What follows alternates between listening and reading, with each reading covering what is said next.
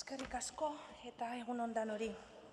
Aldundiko politikak errotik aldatu behar diren arren, aurrekontu hauetan aurreko eredu berdina eta aurreko planteamendu berdina egin diguzue.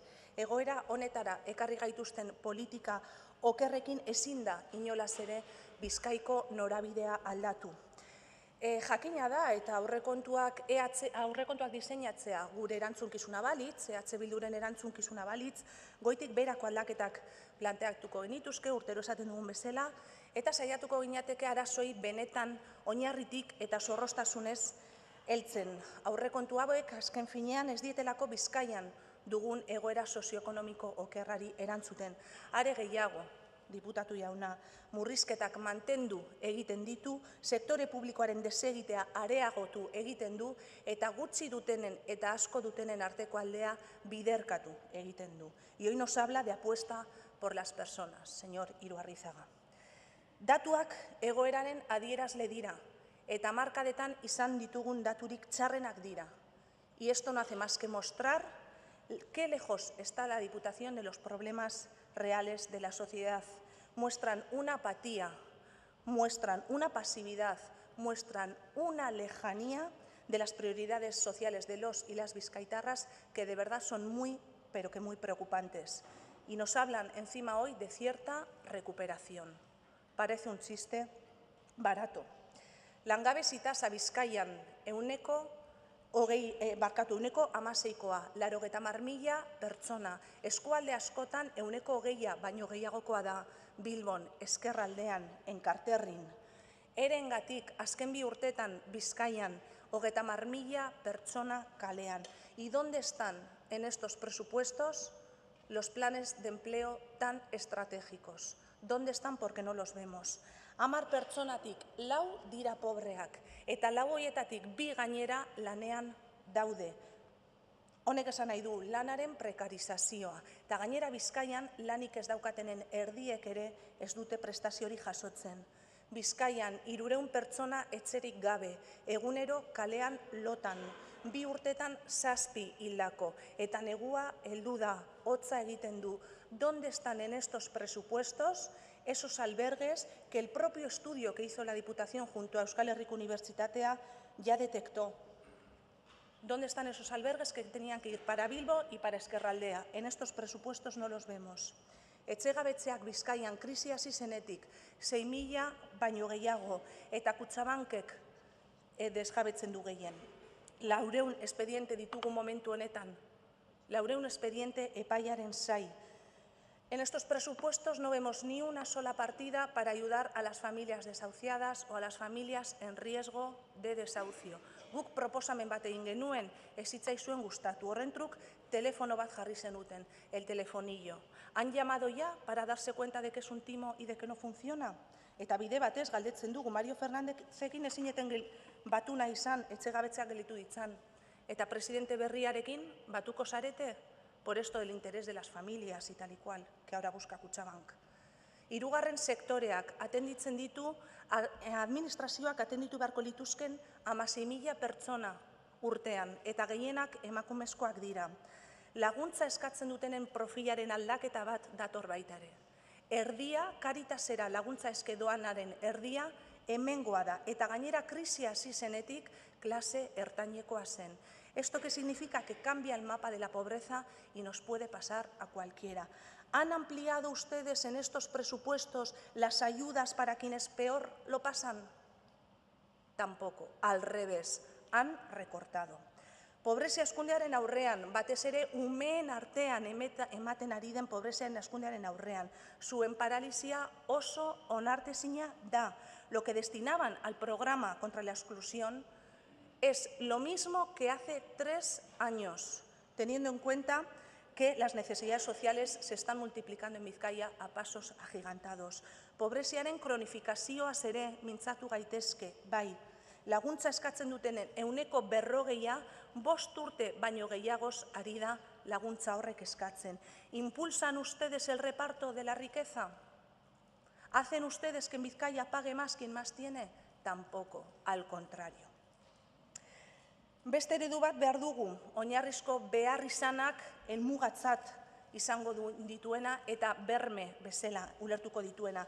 Edukietan eta egiteko eran aldaketak behar ditugu. Eta horregatik EH Bildutik 4 lehenkizun edo 4 printzipio nahiko genituzke markatu. Aldundiak 3 dituen bitartean guk 4. Lehenengoa, politika sozialak, benetan lehentasun izatea. Bigarrena, enplegu plan estrategikoak. Hirugarrena, politika fiskal justuago bat eta iruzurraren kontrako neurriak hartzea. Eta laugarrena, gardentasuna eta parte hartzea.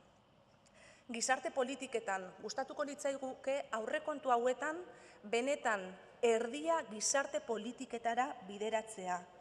Ezarri diren murrizketa guztiak desegitea eta eskubide sozial guztiak guztiontzat bermatuta egotea. Eta zuek erdia edo ia erdia bideratzen duzuela esaten duzue. Eta hori gezur hutsa da. 138 bideratzen duzue. 10 eurotik 3,8.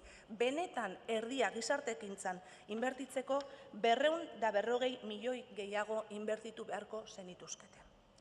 Eta herritarren egoera sozioekonomikoa okertu den honetan, ezin ulertu daiteke politika sozialak aurreko urtetako kopuru berdinetan mantentzea. Beharrak handitu egin direlako zoritxarrez. Tienen una falta de reacción total ante el deterioro de la situación socioeconómica de este herrialde. Y además la Diputación es que no responde ni siquiera a los objetivos que se marca ella misma en la elaboración de estos presupuestos. Esaten duzue, zehatz-mehatz, gizarte zerbitzuak mantentzea eta bere mendeko zerbitzu publikoak mantentzea. Eta zuek ez bata, ez bestea. Zerbitzu publiko gehiago sortu ordez, privatizazioa bultzatzen duzue. La mayoría de los servicios sociales forales están ya subcontratados y además el presupuesto aumenta 10 veces más en el caso de las empresas privadas respecto o en comparación con los servicios sociales que gestiona la propia Diputación. Eta murrizketak egiten dituzue, bai, adibidez, gizarte inklusiorako laguntza berezietan. Esas ayudas para las personas que ni siquiera pueden acceder a la RGI. 2011an 3,6 milioi planteatzen zenituzten eta 2011arako 1,4. Hau da, 160ko murrizketa planteatzen ari zarete. Y los índices de pobreza son cada vez más alarmantes en Vizcaya, incluso entre quienes trabajan. Diputación ya nos reconoció hace 2 años la señora diputada Pilar Ardanza que por culpa de estos recortes, más de 1.500 familias se quedarían fuera del sistema de servicios forales de esta Diputación. Se quedarían sin ningún tipo de ayuda. Más de 1.500 familias. ¿Cuántas van a ser en el 2015? Si son tan amables de responder. Y claro que otro modelo es posible, claro, pero tiene que haber voluntad política. Eusko Jaurlaritzak, adibidez, cuando endureció las condiciones indiscriminadamente para poder acceder a la RGI y la Diputación de Guipúzcoa, en este caso, ¿qué hizo? Creó ayudas especiales para quienes más lo necesitaban. Para 2015 se proponen 9 millones de euros frente al 1,4 que propone Vizcaya. ¿Y dónde la pobreza y la desigualdad son mucho mayores? Nos hablan además de los recortes que vienen de Bruselas, de Madrid, pero no nos hablan de los recortes que se hacen desde esta Diputación, porque endurecer los requisitos para poder acceder a ciertas ayudas y a ciertas prestaciones, como ya hizo la Diputación en el 2011, también es recortar. Y también es recortar, ¿por qué no decirlo? En la ley de dependencia se niegan todavía a compatibilizar ayudas y prestaciones que en el resto de territorios son compatibles, favoreciendo además, como siempre, la cobertura familiar y precaria de los cuidados. Bizkaian dugu zerbitzu sozialen sistemarik ahulena, estaldurarik txikiena, Araba eta Gipuzkoarekin alderatzen baldin badugu. Behar gehiago eta eskubide gutxiago. Eta gainera lurralde ezberdintasun handienak ere baditugu. Arratialdekoa baldin bazara, badakizu eguneko zentrorik ez dozula eukingo. Eta Bilbokoa baldin bazara, badakizu egoitzetan estaldura handiagoa izango duzula ezkerraldekoa baldin bazara baino. Eta gainera, egoitzetako arretan zaintza kalitatea oso eskasa da Bizkaian. Dependentzia maila igotzen den arren, egoitzetako erabiltzaileen dependentzia maila igotzen den enean, pertsonalean 1998an besteko kopuruak inbertitzen dituzue. Ez duzue inolako igoerarik planteatzen, eta horrek ez du zaintza duin bat bermatzen. Gainera, zuen zaintza eredua, senitartekoa, eskasa eta diskriminatzailea da, familia barruan eta emakumeen lan prekario eta doakoan oinarritzen da. Garapen eta lankidetzan, bai, aurrekontua mantendu duzue, baina kontutan hartu behar da, justo 50% jaitsi egin zela duela 2 urte. Beraz, noizko beteko duzue garapen eta lankidetzarako 0,7%. Zuen konpromisoak bete. Enpleguari dagokionez, zein da enplegu eta lurralde garapenerako zuen plan estrategiko marabillosoa? Zein da?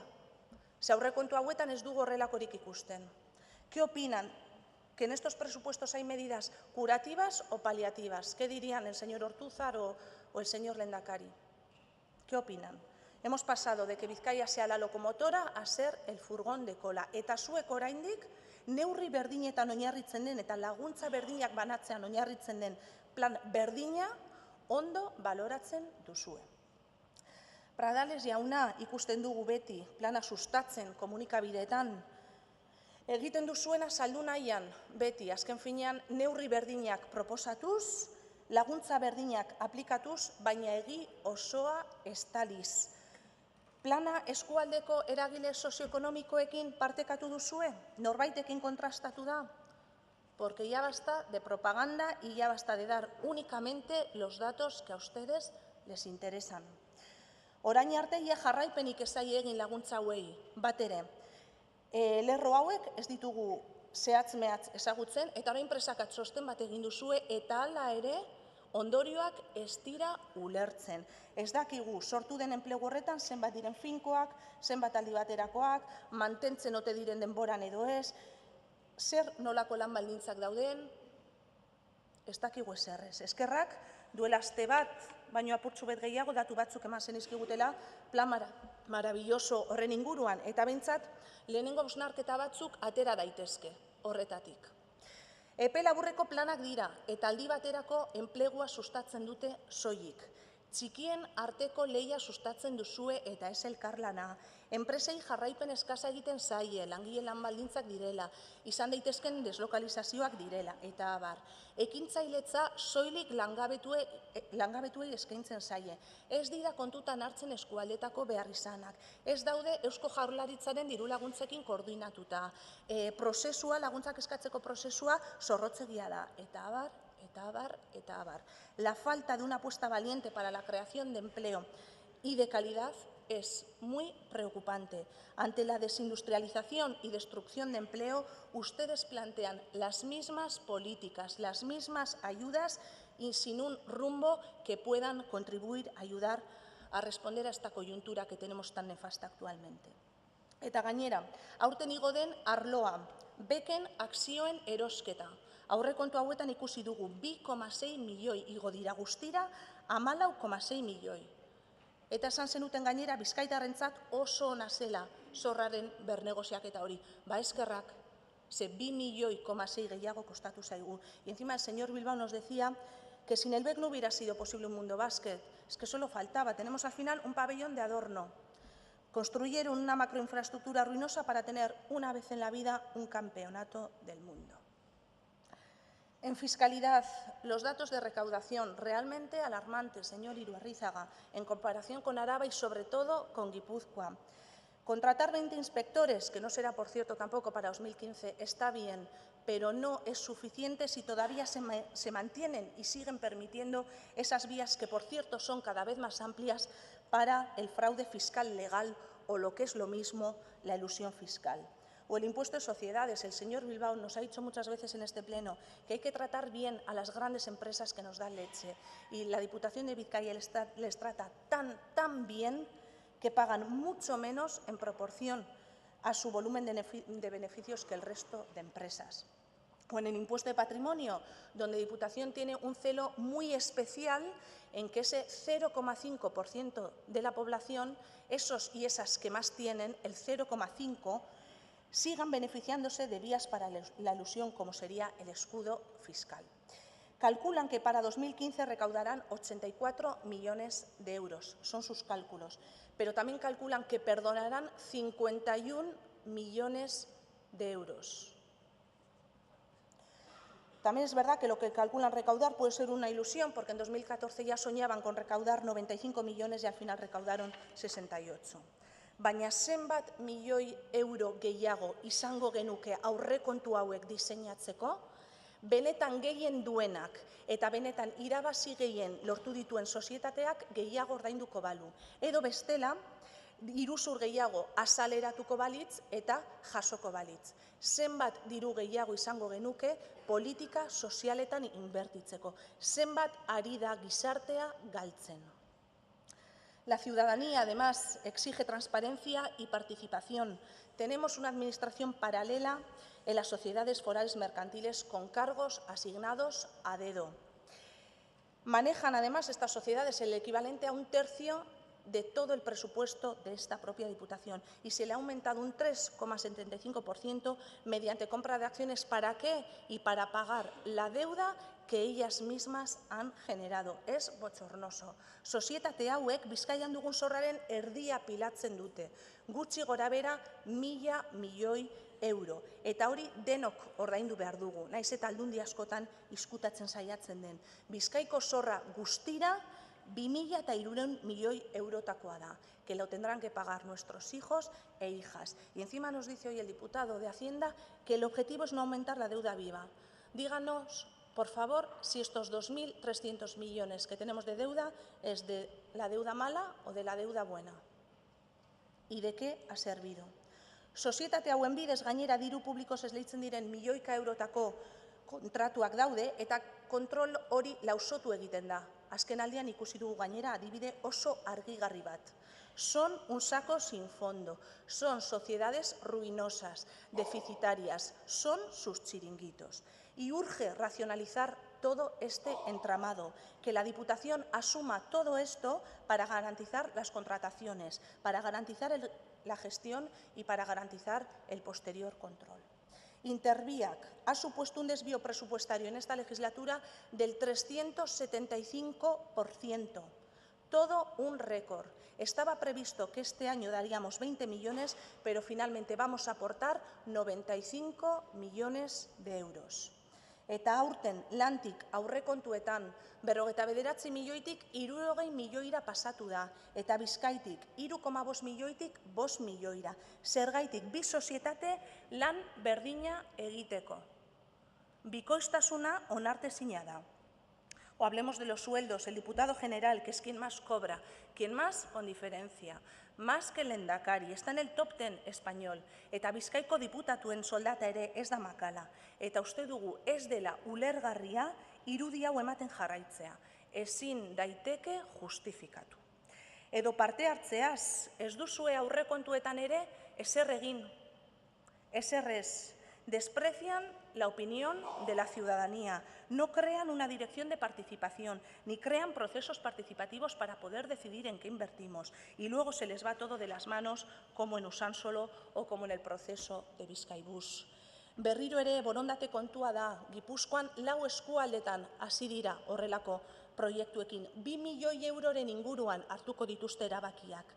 Los procesos son un empoderamiento de la ciudadanía, un compromiso para tener realmente presupuestos transparentes y públicos. Y ustedes no quieren hacerlo así. Expliquen por qué. Aurrekontuetan ere, arlo nagusietan zuen eredua zein den argi eta garbi ikusten da. Kulturarako 50 milioi euro, guztira aurrekontu osoaren 3,4 eta ez 4,4. Hortik erdia, 25 milioi jasotzen dute Bizkaikoak, Guggenheim, Orkesta Sinfonikoak eta Euskalduna Jauregiak. Y en cambio, becas para jóvenes artistas y red de teatros vascos, ni siquiera 1 millón. Eta euskararen sustapena aurrekontu osoaren 0,18 da. Urrazpiegituretan 40 milioi inbertitu nahi dituzue Bilbao Bizkaia Urpatzuergoarentzat eta 500.000 Busturialdekoarentzat. Reserva de la biosfera. Azaldu zergaitik. Hondakin organikoen kudeaketa indartzea onartu genuen hemen, eta partida berbera mantentzen duzue aurrekontuetan, igoerari gabe. Noiz eta helburu eta beharrizanak igoko direnean. Garraio txartel bakarrik gabe jarraitzen dugu. Lehenengo sektorean beharrezkoak diren hiltegietarako baliabiderik ez da ikusten aurrekontuetan.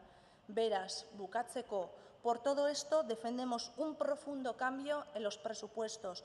Lo hacemos ahí donde gestionamos y los datos saltan a la vista. Ustedes tres pactaron los presupuestos del año pasado para Vizcaya y no ha servido para mejorar la situación socioeconómica. Expliquen este año por qué han pactado, con quién han pactado y a cambio de qué. Díganlo, pero no es serio plantear negociaciones con un cambio de cromos porque no dignifican lo público y menos cuando todo está atado de antemanos.